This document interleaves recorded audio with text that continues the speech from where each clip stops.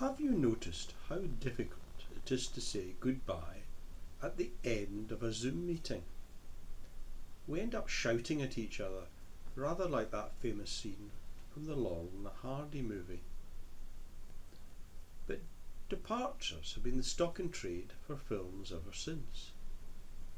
The archetype was the wartime weepy brief encounters, but many have depicted the poignancy of parting ever since.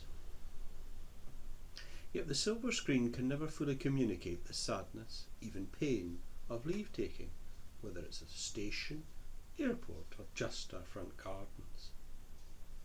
Since when a person of importance to us is no longer there, it feels like a piece has been lost from our jigsaw of happiness.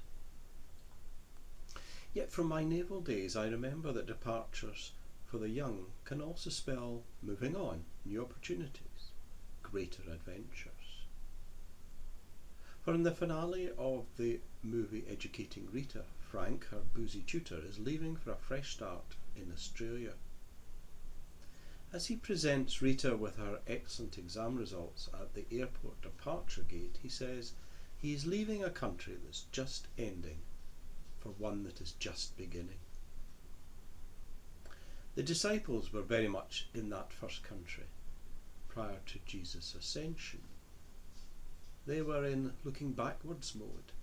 They wanted to know, despite all that had happened, when Palestine would be liberated by the Romans and become an independent country again. It was as if they were saying to Christ, even after his resurrection and crucifixion, whatever. Jesus, however, made clear that they had already left the old country. The train was already pulling out of the station. A new history was on the runway, accelerating for takeoff.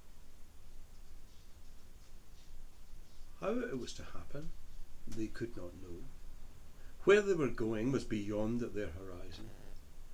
What they would leave their homeland for was beyond their wildest imaginations. Perhaps even today that vision of their eventual achievement, the church, is still beyond human grasp.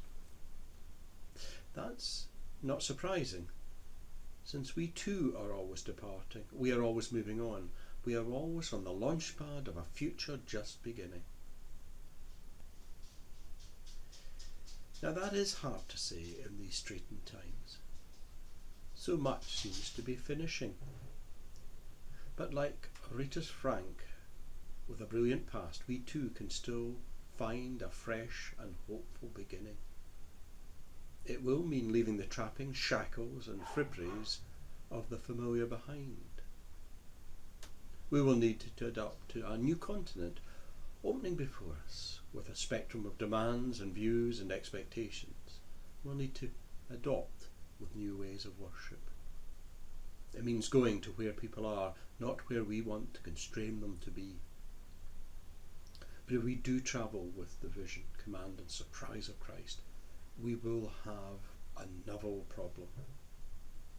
And it will no longer be saying enough goodbyes. It will be saying enough hellos. Now come on, it's time to get going. Our flight into the future has been called.